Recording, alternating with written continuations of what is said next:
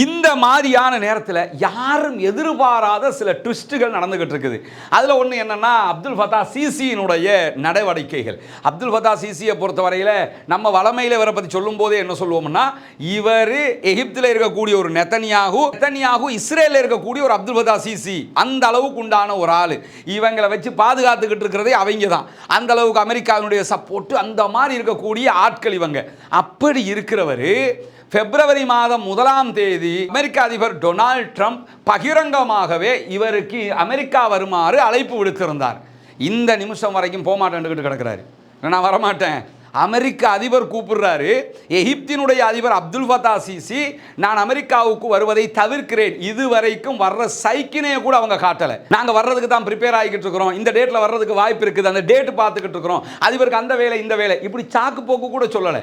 அவர் அழைச்சாரு. இந்த நிமிஷம் வரைக்கும் அவங்க பதில் சொல்லலை.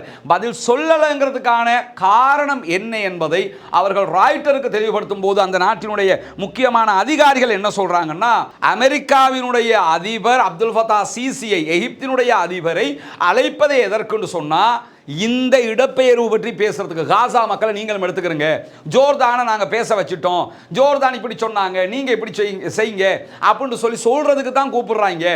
அப்படி கூப்பிடும்போது நாங்கள் தான் அதுக்கு ஒத்துக்கொள்ளவே இல்லையே. எக்காரணம் கொண்டும் காசா மக்களை வெளியேற்ற முடியாது. இதில் என்ன கவனிச்சுக்கிறீங்கன்னா, காசா மக்களை எடுக்க முடியாது என்று சொல்லுகிற விதமாக இதை பார்க்கக்கூடாது, எடுக்கக்கூடாது. அதில் தெளிவாக இருக்கணும். அவங்க ஏன் எடுக்கக்கூடாதுன்னா, காசா மக்கள் பாவம், யுத்தம் நடந்துகிட்டு இருக்குது, இந்த நாடுகளை எடுத்துருச்சுன்னா அந்த நாட்டை கைப்பற்றிட்டு போயிடுவோம், அவங்களுக்கு நாடே கிடைக்காம போகுது, பலஸ்டைனே இல்லாமல் ஆக்கி விட்டுருவாங்க.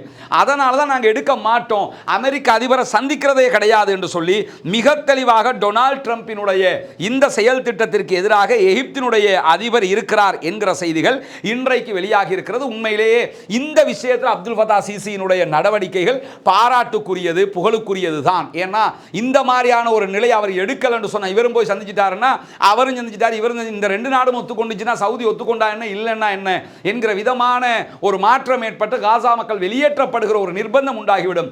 இவர் போகவே மாட்டேன்ட்டார். இந்த நிலையை ஜோர்தான் அதிபரும் எடுத்திருந்தாருன்னா நிறைய பிரச்சனைகளுக்கு தீர்வு வந்திருக்கும். பொறுத்திருந்து பார்ப்போம். எதிர்வருகிற 27ஆம் தேதி நடைபெற இருக்கக்கூடிய அரப் லீகினுடைய மாநாட்டிலே நிறைய மாற்றங்கள் ஏற்படுவதற்கான வாய்ப்பு இருக்கிறது. இப்படி இருக்கும் போதுதான் லெபனானுடைய புதிய பிரதம மந்திரி டொனால்ட் ட்ரம்பினுடைய கருத்துக்களை ஒருபோதும் ஏற்றுக்கொள்ள முடியாது என்று சொல்லி அவரும் அறிவித்திருக்கிறார்.